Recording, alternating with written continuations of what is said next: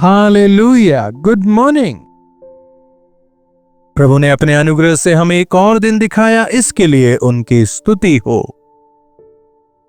यह प्रभु की कृपा है कि आज हम जीवितों की इस दुनिया में जीवित हैं। उनकी स्तुति करने के लिए हमारे पास कई सारे कारण मौजूद हैं। प्रभु ने अपनी कृपा से इस साल भर हमें चलाया। इस साल के अंत में हम आ गए हैं।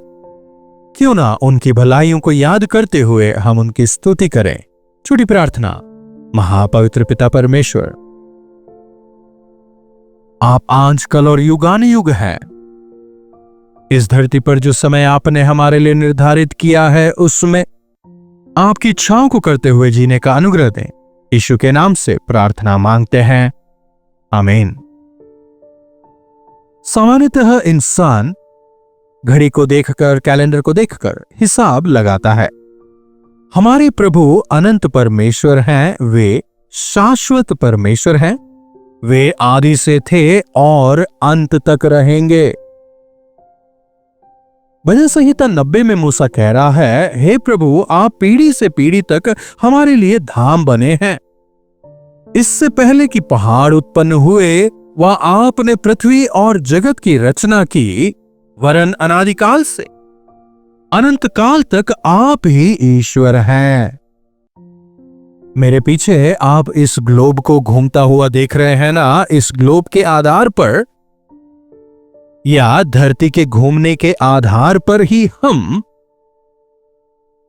समय को निर्धारित करते हैं। कहने का मतलब, तभी हम समय निर्धारित कर पाते हैं।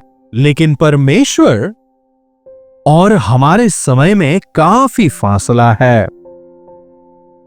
वे अनादिकाल से थे, अनंत काल तक रहेंगे। पर्वतों के उत्पन्न होने से पहले ही परमेश्वर थे और वे हमेशा रहेंगे। उनकी दृष्टि में 1000 वर्ष, देखिए चौथी आयत पढ़ रहा हूं, क्योंकि 1000 वर्ष आपकी दृष्टि में ऐसे हैं जैसे कल का दिन जो बीत गया, वह रात का एक पहर। समझ रहे हैं? उनकी दृष्टि में 1000 वर्ष कैसे हैं? एक बीते हुए दिन के समान। समझ रहे हैं? 1000 बरस उनकी नजरों में एक दिन के समान है। जी हां, हमारे परमेश्वर महान हैं। समय की परिधि से वे कहीं ऊंचे हैं, ऊपर हैं। समय जो है वो हमारे लिए है।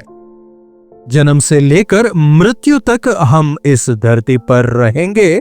मरने के बाद हमारी जो जन्म तिथि है और मृत्यु का जो दिन है, उसे हमारी कब्र पर खोद कर लिखा जाता है, बॉर्न ऑन एंड डेथ, है कि नहीं? केवल इतना ही समय हम इस धरती पर रहे।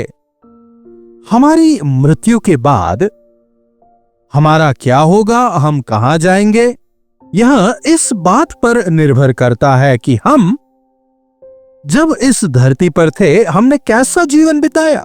क्या हमने प्रभु के वचनों को जानकर, प्रभु को अपना उद्धारकर्ता मानकर इस संसार में जीवन बिताया है? यही हमारे मृत्यु के बाद के जीवन को निर्धारित करेगा। इस धरती पर रहते हुए अपने इस शरीर के साथ में आपने क्या किया है, चाहे वो अच्छा हो या फिर बुरा, हर एक चीज का हिसाब हमें देना होगा। हम प्रभु को हिसाब नहीं दे सकते।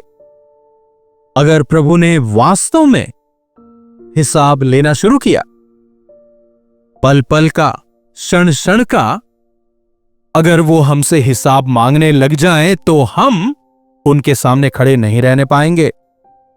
No one can stand in front of him. कोई भी प्रभु के सामने खड़ा नहीं रहने पाएगा। हम उनके सामने नहीं खड़े रहने पाएंगे। हमारे दोषों का हिसाब हम नहीं चुकाने पाएंगे। जानकर ही स्वयं प्रभु यीशु मसीह इस संसार में आए और हमारे पापों को उन्होंने अपने ऊपर लिया और हमें छुड़ाने के लिए उन्होंने क्रूस पर अपनी जान दी, ताकि उन पर विश्वास के द्वारा हम छुड़ाए जा सकें। हम अपने प्रयासों से निर्दोष नहीं ठहर सकते। हम अपने प्रयासों से उन्हें प्रसन्न नहीं कर सकते। केवल प्रभु के जरिए ही हम उनके सामने जा सकते हैं। हमें केवल अपने अपराधों को मानना है, वे हमें क्षमा करेंगे, पवित्र करेंगे और एक नया जीवन देंगे। हमारे पापों के दाम को हम नहीं चुका सकते। इंसान के पापों का दाम सोने चांदी से या फिर धन दौलत से नहीं चुकाया जा सकता। इसलिए यीशु मसीह को अपने बहुमूल्य लहू को बहाना पड़ा ताकि मनुष्य जाति का उद्धार हो सके। साल के इस अंत के दौरान अगर हम अपने पापों का अंगीकार कर प्रभु यीशु के सामने खड़े हों और प्रभु से कहें, प्रभु मैंने पाप किया है, मुझे क्षमा करें, तो प्रभु यीशु का लहू हमें हमारे सब पापों से पवित्र करेगा। इसीलिए न्याय के दिन यीशु पर विश्वास करने वालों पर दंड की आज्ञा नहीं होगी, क्योंकि ही पेड इट ऑल, उसके दाम को मैंने चुका दिया है कहते हुए यीशु हमारी ओर से वाद विवाद करेंगे। इसीलिए यीशु मसीह पर विश्वास करें, अपने जीवन का हिसाब ठीक करें।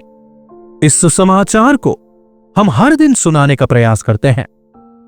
अनादिकाल के परमेश्वर जो हमें शुरुआत से जानते हैं, वे जानते थे कि मनुष्य जाति अपने पापों का दाम नहीं चुका सकती।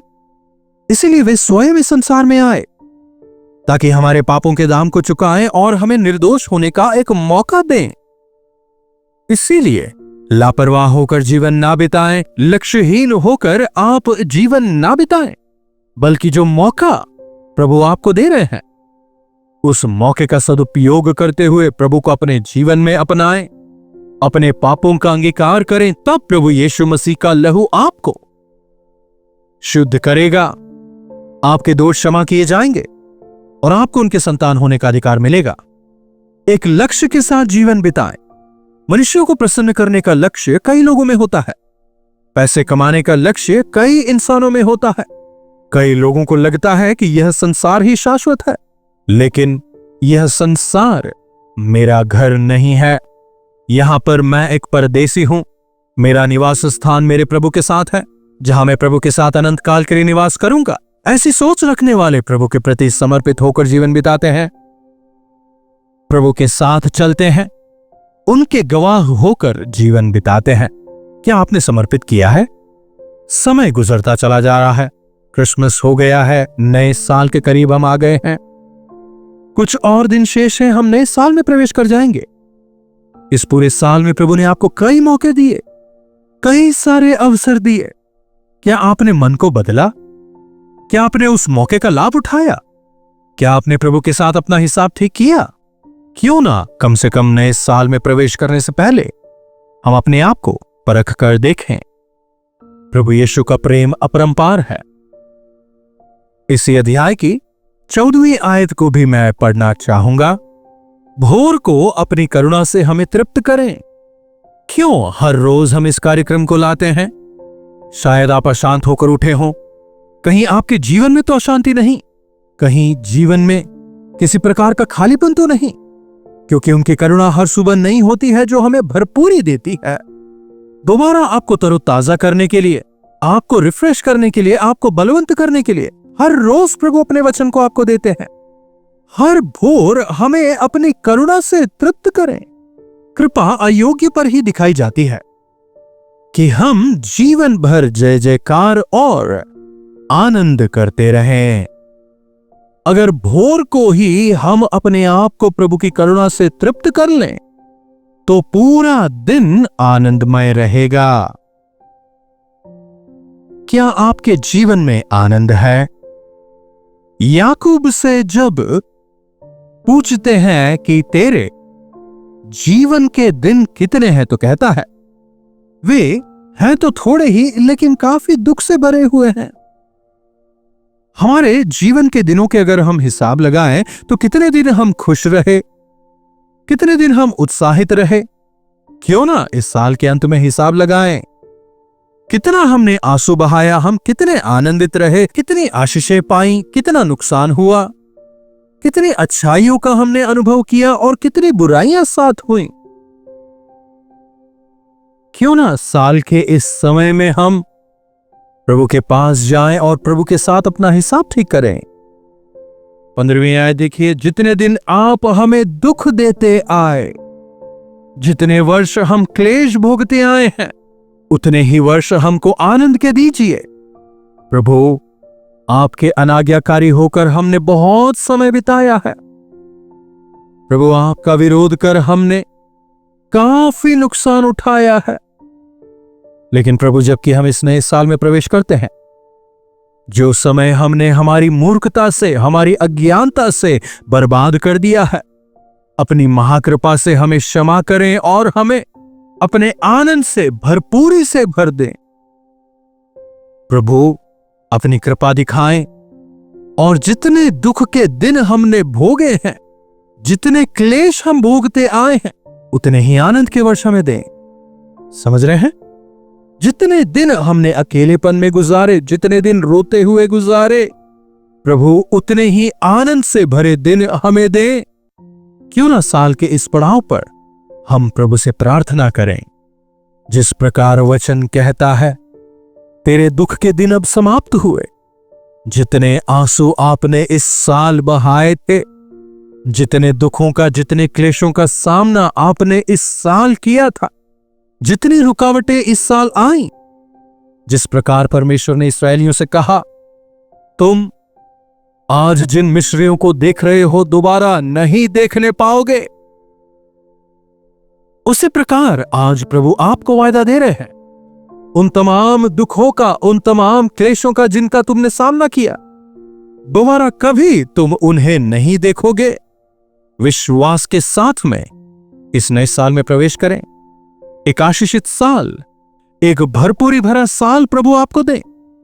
क्यों ना इसके लिए आप उपवास के साथ में प्रभु से विनती और प्रार्थना करें। प्रभु अवश्य एक भरपूरी भरा साल आपको देंगे। जिन कमी घटियों का, जिन रुकावटों का आपने बीते साल सामना किया, वे दोबारा आपके सामने ना आए, ऐसा अनुग्रह प्रभु आपको देंगे। एक आशीष भरा नया साल प्रभु हमें देंगे। प्रार्थना। महापवित्र पिता परमेश्वर, प्रभु एक बार फिर से आपके वचनों के लिए तहे दिल से आपके शुक्रगुजार हैं। प्रभु आप प्रेमी हैं, प्रभु आप दयालु हैं, अनुग्रहकारी हैं, विलंब से क्रोध करने वाले हैं। प्रभु आपके प्रेम के लिए आपका धन्यवाद। हमने कई बार विश्वासघात किया है, कई बार हम आपको छोड़कर आपसे दूर चले गए और हमें उसका हर्जाना भुगतना पड़ा, उसका नुकसान उठाना पड़ा। लेकिन आज प्रभु हम दोबारा आपके पास आना चाहते हैं। प्रभु जबकि हम इस नए साल में प्रवेश करते हैं, हमारी मदद करें कि हम दोबारा आपसे मुंह मोड़ने वाले ना हो, आपका विरोध करने वाले ना हो, बल्कि आप में दृढ़ और स्थिर होकर, आपके गवाह होकर जीवन बिताने का अनुग्रह हमें से हर एक को प्रदान करें। यीशु के नाम से प्रार्थना मांगते हैं, आमीन। अब हमारे पिता परमेश्वर का प्रेम, प्रभु यीशु मसीह का अनुग्रह, पवित्र आत्मा की संगति और सहभागिता हम इसे प्रत्येक के साथ आज, कल और सर्वदा बनी रहे, आमीन। प्रभु परमेश्वर की महिमा हो। अपने प्रार्थना विषयों को आप हमें 9884907779 पर व्हाट्सएप, वॉइस मैसेज या टेक्स्ट के जरिए भेज सकते हैं। हम आपसे सुनना चाहेंगे, आपके लिए प्रार्थना करेंगे। प्रभु अवश्य आपके जीवनों में चमत्कार करेंगे। आप भी प्रार्थना करते रहे, प्रभु के चमत्कारों को आप अवश्य देखेंगे। इन्हीं वचनों के साथ आज मैं आपसे विदा लेना चाहूंगा। प्रभु आप सबों को आशीष दें। कल्वरी दर्शन, ये है प्रेम के दर्शन, यीशु प्रेम के दर्शन। कल्वरी